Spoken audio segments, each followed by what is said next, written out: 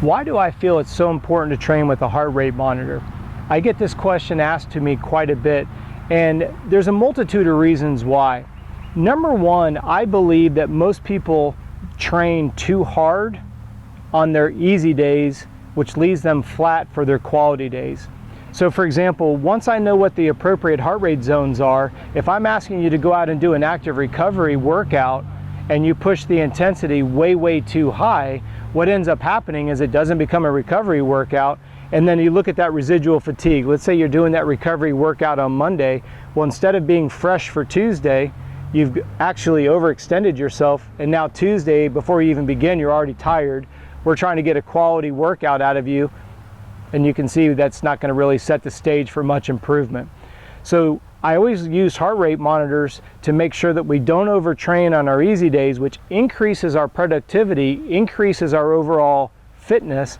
It gets us the incremental improvements that we're looking for. So that's usually the biggest advancement that I see in an athlete when they start training with a heart rate monitor, is that they start performing better in a shorter period of time.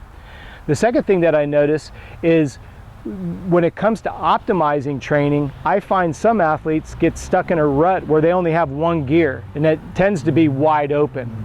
So what I mean by that is, if we find out that you lack an aerobic base, I need you to know what is the glass ceiling that you don't want to go past to improve that energy system. Aerobic energy system versus, let's say, anaerobic energy system. Now let's go to the other end of the spectrum. If I've got an athlete that doesn't have that top end speed or struggles at that high end of effort, lactate threshold, anaerobic threshold, whatever buzzword you want to use, if I'm trying to get someone's tolerance, hence the word lactate tolerance, up, what needs to happen is they need to know at what heart rate number does that energy system get kicked in. Let me use a numerical illustration. Let's say that after we do your max heart rate assessment, we know that your lactate threshold starts at 180. I'll have an athlete that'll go out and they'll do a speed workout, come back, we'll download the data, only to find out that the max heart rate that was achieved was 175. So I hope it's starting to make sense to you. If you need to improve your lactate tolerance, you need to know quantifiably what number needs to be achieved to improve that energy system. If you've paid attention to some of our other videos, we talked about the inverse relationship between volume and intensity, and here's a perfect example. I've got to get the intensity high enough to improve your lactate tolerance, but I have to do it with short bursts of effort because there's so much metabolic byproduct. It's very difficult on the body physically and mentally. But when we're coming back to the subject of a heart rate monitor, if you need to improve that top end speed, at what number does that system get engaged?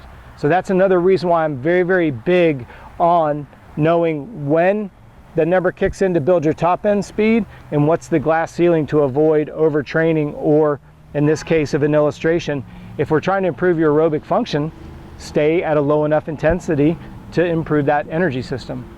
And here's the final reason why I use a heart rate monitor.